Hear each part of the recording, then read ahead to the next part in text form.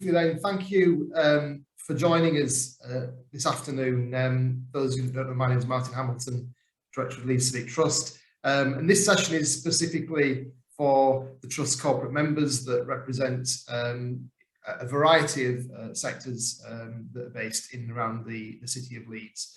And this is really an opportunity today for us to hear from James Lewis, who is just joining us now. Good afternoon, James. Hi there. Sorry, I'm a couple of minutes late. You were right on cue, actually, because I was just saying it's an opportunity to hear from, and then you came on screen to hear from James Lewis, leader of Leeds City Council, who's just joined us now, and also from Tom Riordan, the council's chief executive.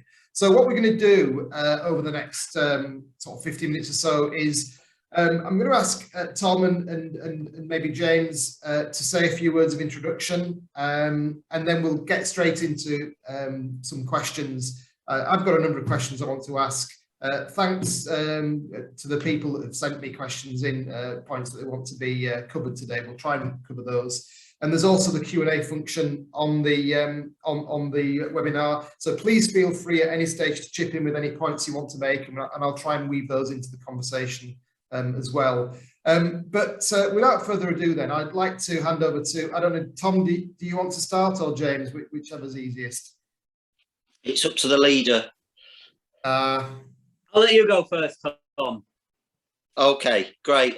Yeah, so welcome everybody, and thanks, Martin, for the opportunity to meet today and to speak to you. And maybe if I just give an update on where we are in the city. We were just talking actually before we opened up about how it feels like things are, you know, we are getting more back to meeting in person, even though we're not doing it for this meeting. There are more networking events happening. I've been to more things in the last probably 2 weeks than I have been for the last 18 months in terms of face-to-face stuff. You know, although to start with COVID, you know, although case rates are going up a bit, it's about in the 390s per 100,000 people. It is relatively stable in terms of hospitalizations and tragically deaths. Although there are increases, it's pretty much linked to back to school, and when you look at the age breakdown of what's happening, you really do see the vaccine effect, because even within the younger cohorts, the 17 to 18 curve is pretty flat. The 12 to 15 is just starting to look like it's turning a little bit, but the rest is very, very high as we've opened back up. So it's a really, really good thing that the vaccines are working, and we are working really hard to get as many people as possible to have the 2 jabs and then to have the booster jab. And but I think we are entering the period where it's going to probably morph from a pandemic into an endemic disease, and a bit like flu. And the big flu jab program is starting today for the NHS, and you know, we are, I think, going to have to get used to the fact that it will be in the community, and it will stay there. We're hoping that we won't have to implement the government's Plan B, or probably the unwritten Plan C, because Plan B is, you know, it's not that different from what we're doing now. It's more targeted testing and vaccination. It's mask wearing mandated again, and it's working from home advised. But that's very different to, you know, this time last year, where we were looking at, you know, lockdowns returning, and I, you know, who knows, touch wood and everything possible, but hopefully we won't need to go there again. The economy is recovering pretty well. We had the governor of the Bank of England in town this week, and that was a great moment to hear. I was in a lunch where I was sat back listening to the governor of the Bank of England, the managing director for Channel 4, and the new chief executive of the UK Investment Bank, all talking about why Leeds is such a great place to be and why they're all coming here and expanding here. So, you know, we've done we in the very widest sense, those of you on the call, have done a really good job, all of us, in, I think, getting the programme of change and investment to happen in Leeds over the last 10 years, and that is bearing fruit now, and we have a pipeline of inward investment coming in, which is very positive and which looks to remain positive. The commuting patterns are different. You'll not be surprised to hear. So rail commuting is still pretty low, but weekend leisure visits into the city are high and have recovered on rail. Bus use is improving, but still not at the level it used to be. But car use is back at the level it was. But obviously that's not directly linked to footfall being as it was, in a perfectly logical way in the week. So basically the weekends are now pretty much at the rate they were pre-pandemic. So retailers and hospitality are feeding back to us that, they're pleased to see that. And Briggett had, I think, 52,000 people on last Saturday. But the weekday pattern is quite different. Mondays are quite quiet. Tuesday, Wednesday, Thursday recovering quite strongly. Thursday night, for any of you who've been out on a Thursday night in Leeds, I know all of you are party animals. It's sort of the new Friday in a way. It's very buzzy in town. It's obvious that a lot of people who are going to maybe work from home on Friday are going out on a Thursday evening. But Fridays are quieter during the day, but as busy on a night. So quite interesting. And overall profitability for retailers and hospitality has recovered to pre-19 rates for a lot of people, but not for everybody. House building and the delivery of that strategy is proceeding pretty well. We've got we're out turning over 3,000 a year. We've got a significant number of affordable homes being built. We're building our own homes as the council.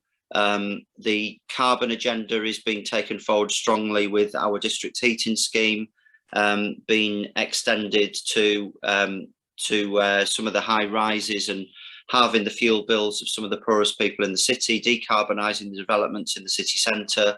We have the largest fleet of electric vehicles in the country, so they've been quite useful to us during the fuel crisis that we've just had. So we have 350 of those vehicles, some of which we've been loaning out to the NHS to make sure that can still run effectively.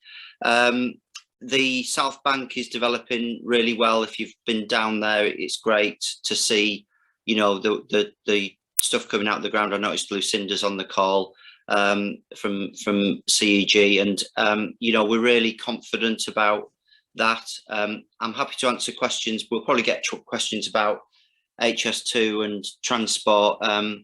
We await the government's next move, but all I can say is that we were given £174.5 million to spend on things in the city as a result of NGT not happening, and we will have delivered every single penny of that on time, on budget, and it's making a difference. Again, if you look at the city centre and go back there, I hope that Civic Trust members will be pleased with the changes we made to the hedgerow, to the area outside the Radisson, the pedestrianisation of some areas, and that's what we want to see more of in the future. So maybe if I leave it there, we're in the really maybe I'm leaving the leader to talk about the difficult stuff.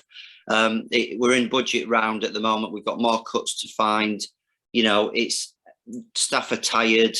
We've got massive inequality coming through in the way that the job market and the how COVID has had an impact. There's lots and lots of challenges, but equally, we're doing the job that we can to keep the city moving. Sounds like Tom's passed you that hot potato then, James, of telling us all about the challenges that we face over the next few months. Thanks. First of all, as usual, Tom's forgotten to mention that we have a Premier League football club now. He often drops off his list of successes for the city. So I'm glad I'm here as a season ticket holder at Ellen Road just to talk about that. And actually, I mean, it's a huge, it's great for us supporters that we're seeing we're seeing Premier League football, but actually, in terms of projecting the city around the around Europe and around the globe, having a Premier League football club, given the reach of the Premier League around the world, is about as good as you get. And also some of the relationships now that will help us develop with inward investors, I think will over time be really important for us. And also the club's own investment in its ground and facilities in the Holbeck area, and bringing forward the Parklife facility and the GP's practice in Holbeck is a real sign from the club that they want to be a good neighbour in LS11, and I don't think that's always been the case with the club. You know, about 8 years ago, must be about 8 years ago, I went out to do some consultation around the Elland Road Park and Ride site, and very much a feeling I got from lots of people in Holbeck is it was a part of Leeds where people felt stuff was done to them. And we went with some of the longer residents, we went back to motorways in the 1970s and things like that. So that's, I think that, like I say, the commitment of a club to the community facilities and delivering a GP, helping deliver a GP's practice, which that area needs, is really important. There's a few things I wanted to pick up on. Tom touched a lot on the city centre, and again, really pleased that is bouncing back. It's one question I get asked a lot about: what's the future of the city centre? So I've reached into the cupboard and discovered that the leader's office in the Civic Hall has a crystal ball, which allows me, the leader and the leader only, to stare into the future. But actually, I am really optimistic about the city centre. It won't be the same. It won't be the same. You know, I think back to when I used to come with my mum on the bus and we'd do all our shopping on a Saturday afternoon and leave with bags of shopping under our arms. That's just not going to happen anymore. But I think we've got lots of stuff. We've got good transport links. We've got lots of public sector institutions, lots of cultural institutions. A lot of the work we touched on is making Leeds a really good place for people to visit. I was at the Opera North last night for the opening of the Howard Assembly Rooms and the Howard Opera Centre. And you can actually see their project, which we've worked closely on, and our project on New Briggate, actually changing the city centre, meaning it's more for people and less for cars, which, you know, it's been happening over 30 years now. I remember I used to work on a shop on Briggate when it was 3 lanes of main road traffic through the middle of the city centre, and things like that will make we've got lots in the city centre that people will want to visit, and some of the offer will change. I think again, we need to focus on, you know, maybe more attractions in the city centre, because that's alongside the sort of the cultural institutions we've got that will help us develop. The other thing we're keen to do as well, and being a councillor for one of the outer wards in Leeds, is actually our town centres. Our town and district centres have changed a lot during the pandemic as well, and we really need to grab those opportunities. So I know, just you know, without turning this into a Kippax and Methley ward meeting, but I know a lot of our retailers are doing better in Kippax than they did before lockdown, and that's, we've seen premises investing in a way they've not done for a long time, and I think that for me shows we need to capture that. Now, it's a lot more complicated than the city centre. A lot of the town and district centres, in many places, we're not we might have the road up the middle, but we're not a big landowner, and it's lots of individual it's lots of individual land holdings, but it's certainly something we agreed a strategy to work on. And actually, a lot of our transport strategy about walking and cycling is as much about, can you, for those of us in the outer areas, can you get to your local centre, can you get to the next village, as well as people commuting into Leeds city centre.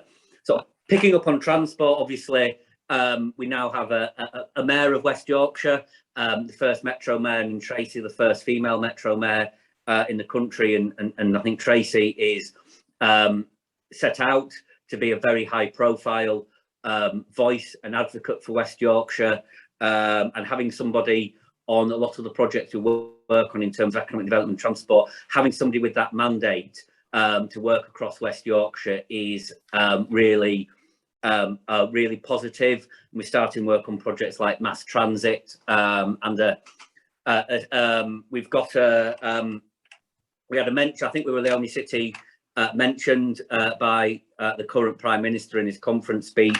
We've got a commitment from the Conservative Party manifesto of 2019, and we know they'll stick to every manifesto commitment thoroughly and with complete fidelity for mass transit in West Yorkshire, and developing a scheme that's perhaps closer to for any transport geeks on the line. You know, a scheme that's perhaps closer to Manchester Metrolink, in that it brings together the city centre and towns around it, than perhaps a scheme that you know is aimed at maybe mirroring the number 2 bus in Leeds, so or something like that. So that's a big project, and obviously we're all waiting with bated breath to see what the integrated rail plan gives us in terms of HS2, Northern Powerhouse Rail.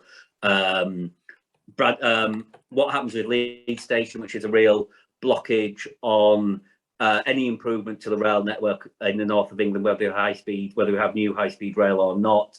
What happens with Bradford Station? I'm a massive advocate of Bradford having a new city centre railway station and being plugged into the intercity rail network, something that Bradford hasn't been for a very long time. It's something that they're the biggest city that is, you know, they're the biggest city that isn't on the intercity rail network. There's no doubt about that.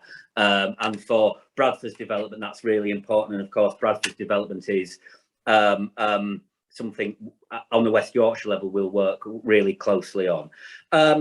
Turning to some of the challenges we face, we are austerity is still continuing and still increasing for local government. The Institute for Fiscal Studies said that we would need to raise council tax by 4% over the next couple of years just to stand still with falling government funding for local council services.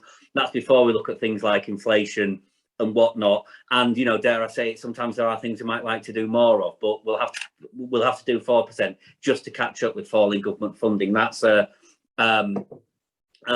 worrying. A lot of things we need to do rely on our ability to have the money to spend on them.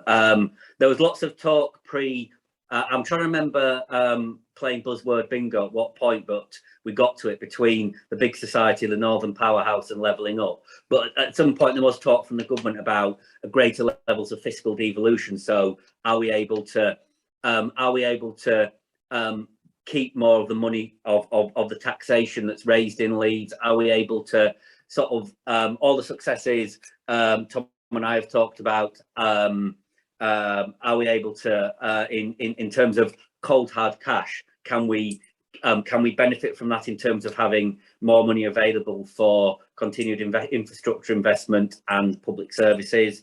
The pressure on council, so to jump from the economic side, the pressure on council services is increasing. We're still seeing pressure on families from falling incomes and increased costs.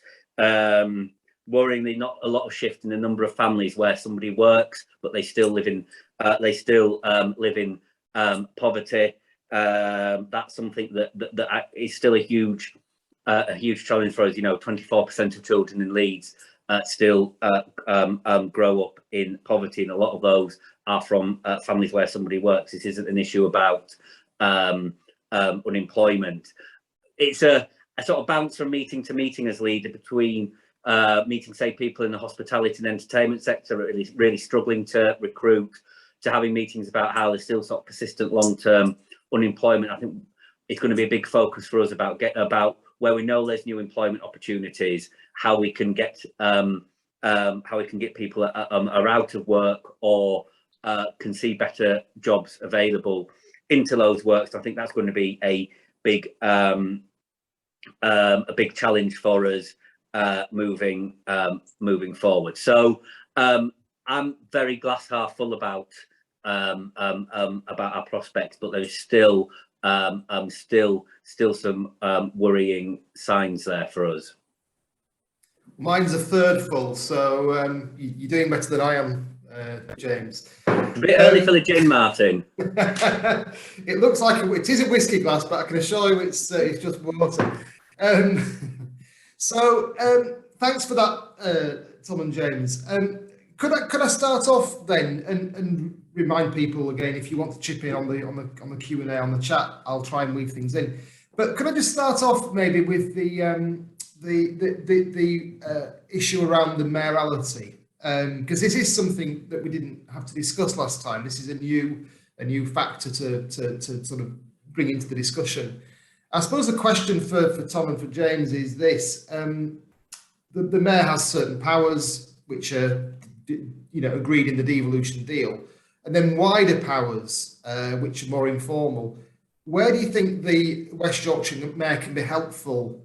In which areas do you think the West Yorkshire mayor can be particularly helpful in these wider considerations? Where do you want her to, if she's batting for Leeds and by extension for West Yorkshire, which are the issues that you think she needs to be batting for? I think transport investment.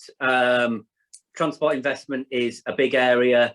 I think it's not all lobbying government. I think there's a big piece of work on raising the profile and inward investment, and that's for the whole of West Yorkshire as well as Leeds. Tom rattled off some of our successes in terms of Leeds, and I think we need to look particularly across West Yorkshire to make sure opportunities across the wider county are brought in. I think those are sort of the two key areas. The other area that the mayor is very keen on working on is her role as the police and crime commissioner and the accountability around policing, which is, again, we've obviously had police and crime commissioner since 2012, but I know along with Alison Lowe, who was a former Leeds councillor and now the deputy mayor for policing, Tracy is very keen that there is a taking some of the governance changes in police, which might be quite abstract and abstract to some people. There is a wider public conversation about the role and focus of policing in West Yorkshire. Tom, are you finding how are you finding this new dynamic of having a mayor from the perspective of the job that you have? Yeah, really, I'm really positive. I've been locked in meetings for 8 years talking about devolution and what might happen. So I am the first voice in the room to say, let's be positive about this. We've been waiting for this moment. So instead of worrying too much about, the exact intricacies of where every pound of money is going, or where, the mayor, is it the mayor, or is it the leader, or is it me or someone else? Let's just work as a team and make this work, and make sure Leeds is a place that grabs this positively. I think having the leader coming in new almost at the same time as Tracy has been quite energizing for us, in terms of a fantastic period that we had with Judith, and the team that was in place there, and now, you do things change and then you move on, and I'm really enjoying it. I've been with Tracy a couple of times over the last few days, and she's very much, I think, in tune with what we're trying to do in Leeds. She gets the city. I like her focus on diversity, and I think it's something that we need in terms of the way that we think about development in the city, the way that we take decisions, making sure that we've got a diverse range of voices that reflect the population is really important. And I think also her background in culture. If you think about West Yorkshire, you don't immediately think of the cultural gems that we've got, but when you start reeling them off in terms of Peace Hall, Sculpture Park, opera and ballet, and art in Leeds, etc., etc., it's a fantastic offer. but not enough people know about it. So yeah, from my point of view, I am only, and I say this privately as well as publicly as well. She's doing really well. I think we're working together well, and we just need to make sure we deliver collectively. Could I just ask, and maybe Jane, both of you will want to say something about it. You've talked about, you've alluded to the financial difficulties that all local authorities are facing and have been facing for a number of years now. And I think, going back to the 80s, councils have had caps on rates and caps on council tax. And James, you mentioned about keeping more of our money.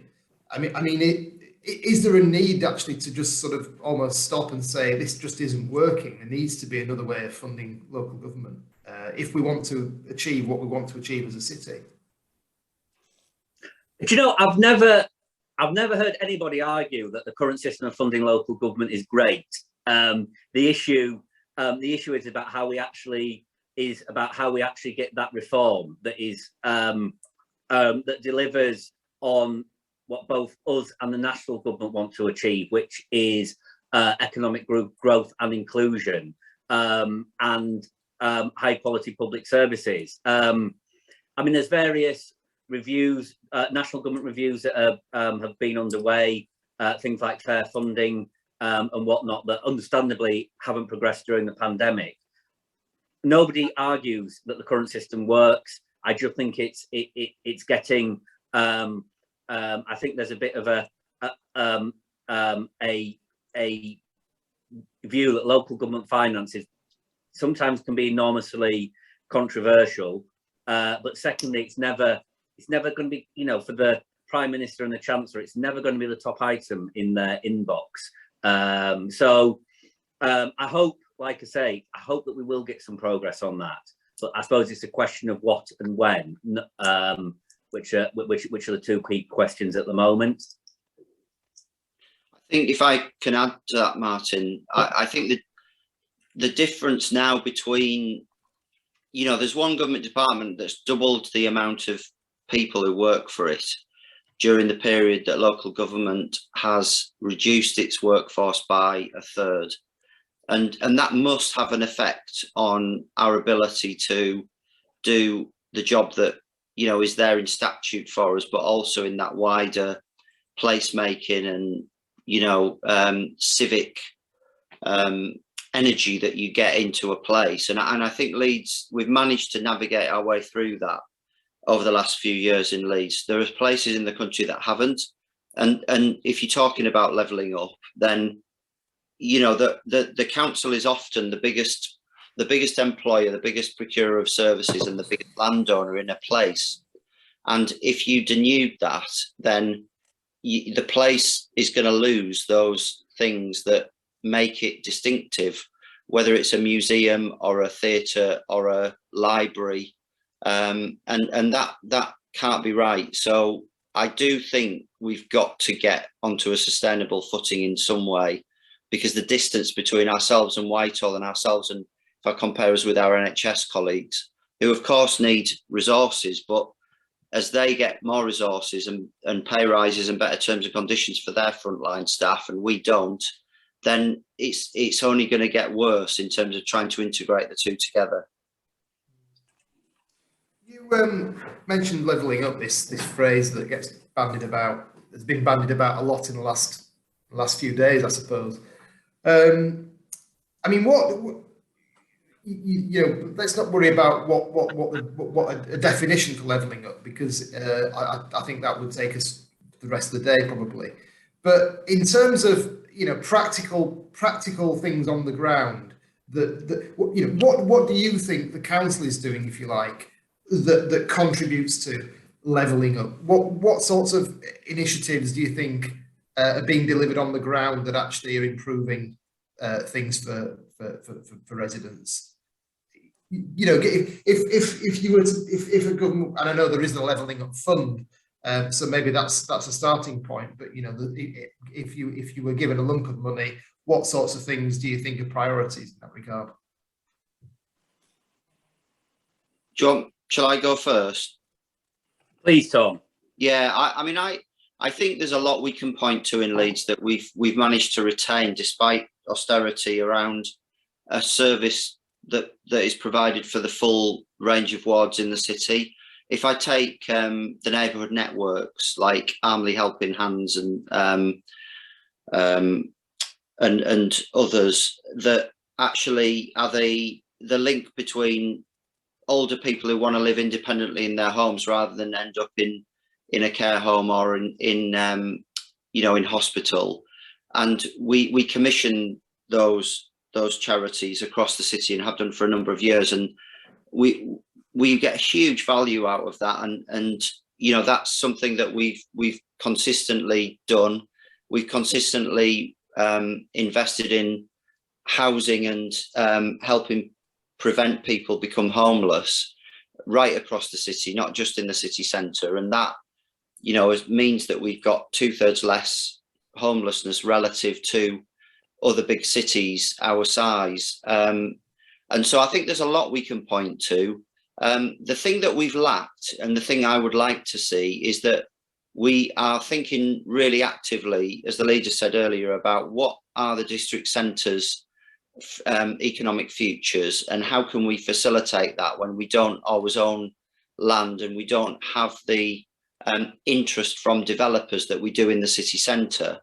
And if we had an ability to put investment in place, not just capital but revenue in those places, I think it could make a really disproportionately big difference, and that's the sort of thing that we need, as well as probably infrastructure investment in some of those strategic priorities we have, like Kirkstall Forge, like the airport, like the train station that we're putting into White Rose. I mean, that's quite, and Thorpe Park, they're quite transformational potentially, and we'd like to do more of that, particularly in terms of the tram or the mass transit, whatever it ends up being.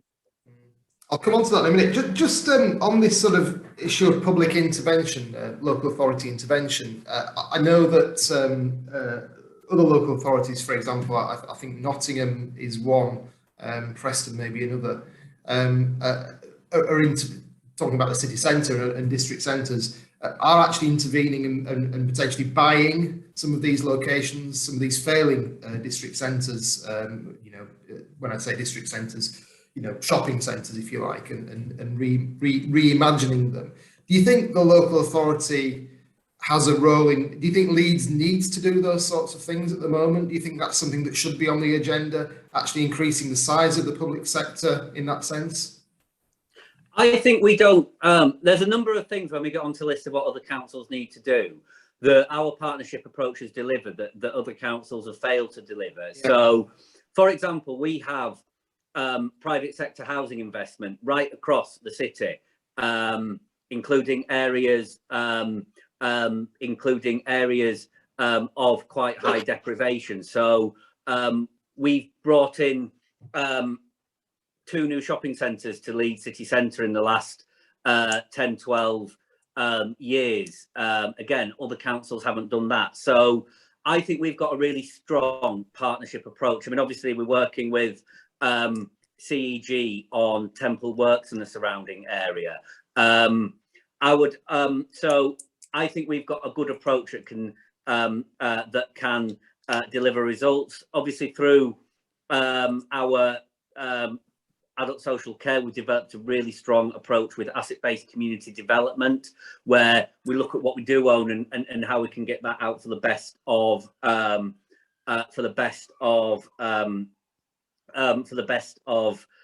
people living in the area. The downside, I mean, I would be, having been the resources portfolio holder for 6 years, I would be really sceptical about why we were putting public money into something that wouldn't work in the private sector. I have to say, I think councils have really struggled where they've done that in the past. So we do have a significant programme of investment. We've got a capital programme of billions in Leeds. I just think we need to, like I say, align that with private investment. rather than us stepping in and taking on failing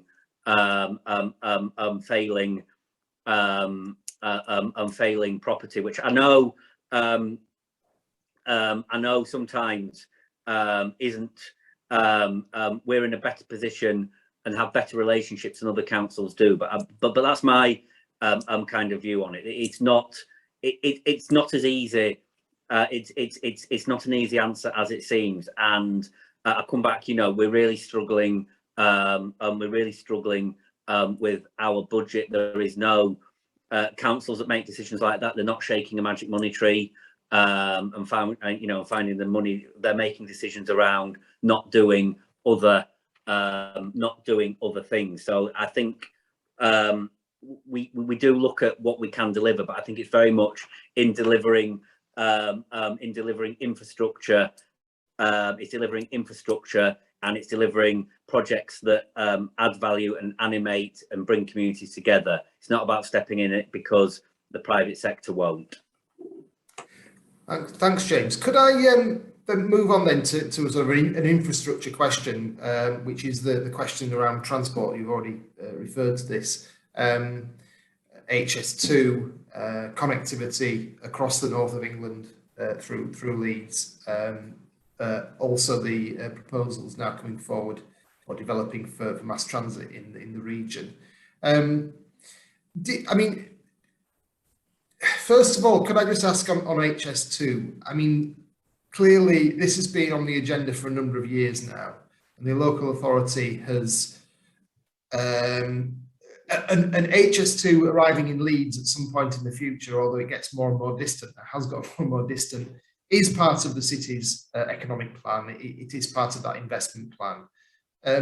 How important do you both think HS2 is, and are you confident that it will go ahead? What are you being told? What's the mood music like on that? I think so. The significance of HS2 for Leeds isn't necessarily you can get to London 20 minutes earlier. If you need to be in London a bit earlier, catch a train a bit earlier. That's my advice. I think we've got a number of issues that HS2 helps us address. First of all, Leeds has one single city centre station, and it is full. And you can stretch. You might be able to stretch the platform that the Castleford trains come in a bit longer, and platform 0 is just open. But really, the ability for step change in Leeds station is incredibly limited. So, giving us a second city centre station. A lot of the track around Leeds. Sorry, I want to get my anorak of transport on now for this, but most of even the key mainline routes in and out of Leeds are double track, in that you have so you have all your local trains, your freight trains, and your regional and intercity trains all fighting over the same space on a track. It's a bit it's a bit like the old Great North Road was in the 1940s before the A1 was built. And actually HS2, if we want to start seeing sort of metro style services on some of our local routes, we need to get the regional and intercity trains off those. If I wait for a train in Garforth near me, if I'm waiting for a local train, 2 or 3 Transpennine or cross country trains will come through whilst I'm waiting. And that's why we only have a half-hourly local service. And also it's some of the interregional connections. So London-based journalists will often talk about Leeds-Manchester connections, but actually Bradford, Leeds, Sheffield, 3 biggest cities in Yorkshire, it is well an hour to go the 38 miles from Bradford to Sheffield on the train at the moment. You have to make connections. There's only one relatively quick train between Leeds and Sheffield. So some of the, HS2 does some of the interregional services that are really important. And the sort of 2 concluding points I would make is, first of all, HS2 has never been accountable to Leeds Council. We've never been responsible for its governance or delivery, even though we've worked to maximise the benefits. And the second thing is, the HS2 came out with the 2010 general election when I think it was in most parties' manifestos. The detailed route was released 8 years ago. If the government turns around and says, well, actually, we're not doing HS2 East, we're going to do something completely different. We've wasted 10 years. We've wasted a huge amount of public money on developing the route.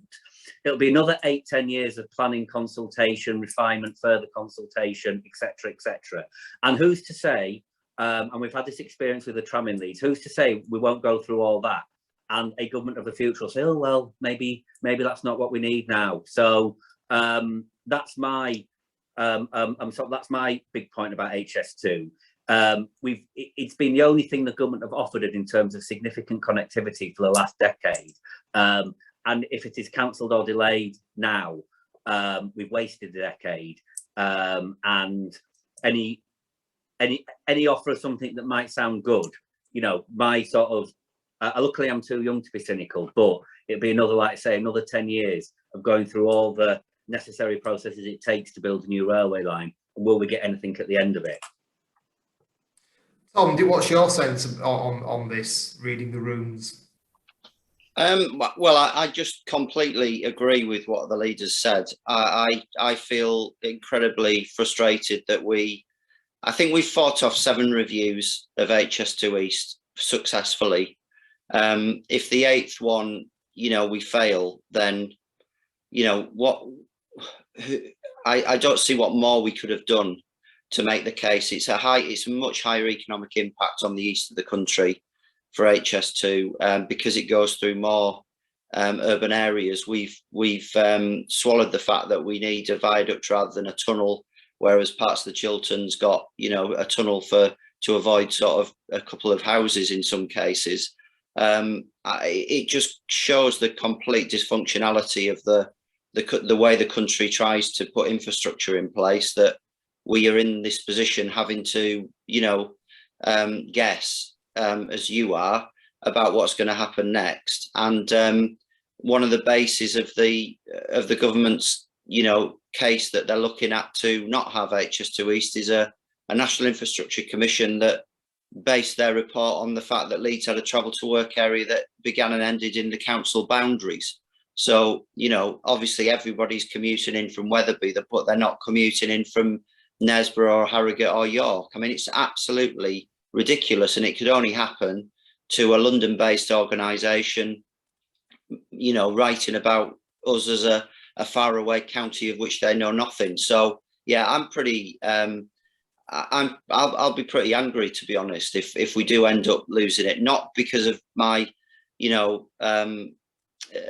philosophical view about HS2's transformational capabilities, but more about the wasted decade that the leaders just described. We've James mentioned Supertram there, and the time that we went through, trying to get Supertram off the ground, something that Leeds Civic Trust was very supportive of.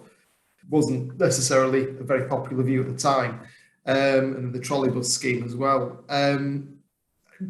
So the other major, if you like, transport project of regional significance is the possibility of mass transit once again. My sense is that at the moment that one seems more likely to that feels like a more positive story. Would I be right in saying that? I think maybe if I could mention that on that. I mean, we talk a lot to the government actually these days. I've been with I was with the Prime Minister recently. I've been on to talking to senior civil servants today about where they might go on levelling up, and I think what we get at the moment in Leeds is a lot of warm words. We get a lot of recognition of the job that we've done. They like our approach, our leadership, our the way we've managed to get things done. But I don't see follow through in terms of pounds and powers, and that's what we need next. So I think the prospects, the mood music is much better for that, without a doubt. Prime Minister mentioning it in his speech, but he hasn't. They haven't actually given us any money yet, and we don't. Until we get really down to the brass tacks of how we've got a funding stream. Here's the package. Here's what we're going to do locally. Here's how we're going to work with the local community to make sure this time it happens. and it happens in the way the leader described, you know, then I'll not sort of hold my breath on it. Unfortunately, I'm getting cynical in my old age. I'm a lot older than the leader. I was the future once. I think just a quick point, Martin, as well, is we I think in the last decade between councillors and officers have become really successful at delivering big schemes in Leeds. I'm going back a little bit further than the last decade, because I'm thinking of projects like the bridge over Hunslet Road, the Enterprise Zone and Pontefract Lane, the East Leeds Orbital, the public transport improvements in the city centre, schemes like the bus-based park and ride, which both as an infrastructure project and also a product that passengers are really enthusiastic about. We've shown that we can make big projects work in Leeds and deliver them quickly and on budget. I think that, you know, I would be, me and Tom were out meeting the team working on ELAW a couple of weeks ago. And, you know, it's a great project that's been delivered with a in-house team in Leeds, working with contractors. We haven't sort of done a 1990s style DBFO deal where we just kind of shove it all out to somebody and hope for the best. And I think that, you know, and that you know, we can deliver these projects. It'll be frustrating if we continue to be held up in terms of not being financed to continue to do that, because a lot of these projects are around delivering on priorities around employment, housing, access to the city, access to jobs, using the employment that they create to give opportunities to people that maybe don't always get good employment opportunities through apprenticeship schemes that we put in place. So as a package, they've done a lot around the levelling up agenda, and I hope we can continue that. Maybe then just talk. So we've talked about the national scene in relation to transport, and then the regional scene, if you like, mass transit. So focusing on Leeds and the transport strategy, which is due to be published very soon, I think. I mean, that talks about the city where you don't need a car, and it also talks about the city's ambitions related to net zero by 2030, and how the city's approach to transport can make a contribution to that. I guess the question is, how radical is the council prepared to be? To what extent is the council prepared to make decisions that will make those big, you know, will make a big impact in terms of net zero, even if people feel like they're being inconvenienced, or that this is maybe a step further than they would want to take? How radical do you think the council is prepared to be on this? I think we've set that ambition, and to have a transport strategy, I think you need to have that ambition. If our ambition was to just tinker around with things for a little bit, we'd just be repeating the mistakes of repeating mistakes that have been made in the past. What I think for us to bring people with us, we need to make options other, particularly as single person car use. You need to make all the other options more convenient, or, you know, try and get them as convenient as